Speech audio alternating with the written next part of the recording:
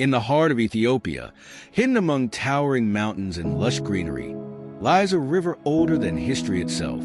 A river that has shaped civilizations, inspired legends, and fueled conflicts for thousands of years.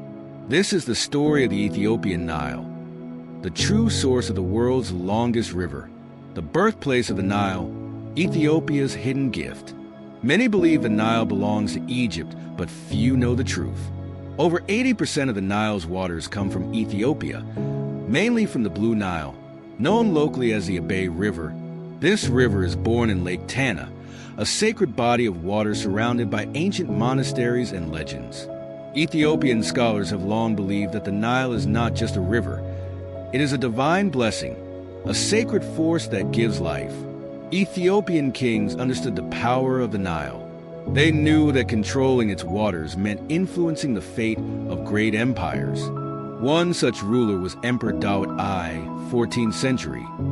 When Egyptian leaders persecuted Ethiopian Christians, he sent a warning. If you do not stop, we will divert the Nile's waters.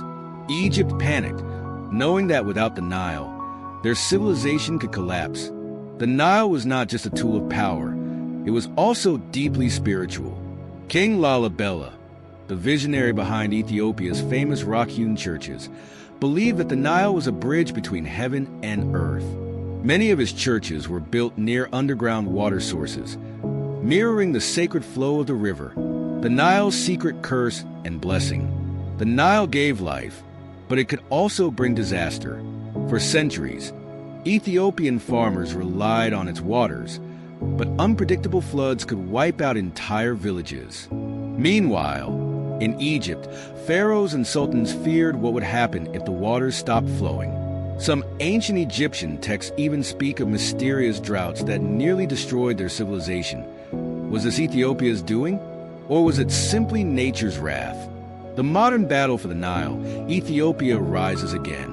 Today, the Nile is still a source of power, but now, the battle is economic and political. Ethiopia has embarked on its most ambitious project yet, the Grand Ethiopian Renaissance Dam GERD, the largest dam in Africa. This dam promises electricity for millions, economic growth, and a brighter future for Ethiopia. But Egypt and Sudan fear the consequences. They argue that Ethiopia's control of the Nile could disrupt their water supply.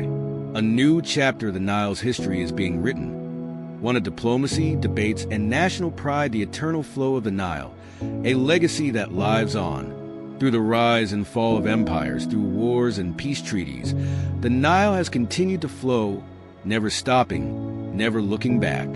It carries the dreams of millions, from Ethiopian farmers to Egyptian fishermen. It is more than just a river. It is the bloodline of nations, the legacy of a continent. But one truth remains. The Nile begins in Ethiopia. It has for thousands of years, and it will for thousands more. The question is, how will we shape its future? If you found this story fascinating, don't forget to like, share, and subscribe for more Ethiopian historical stories. Let's uncover the hidden truths of our past, one story at a time. See you in the next video.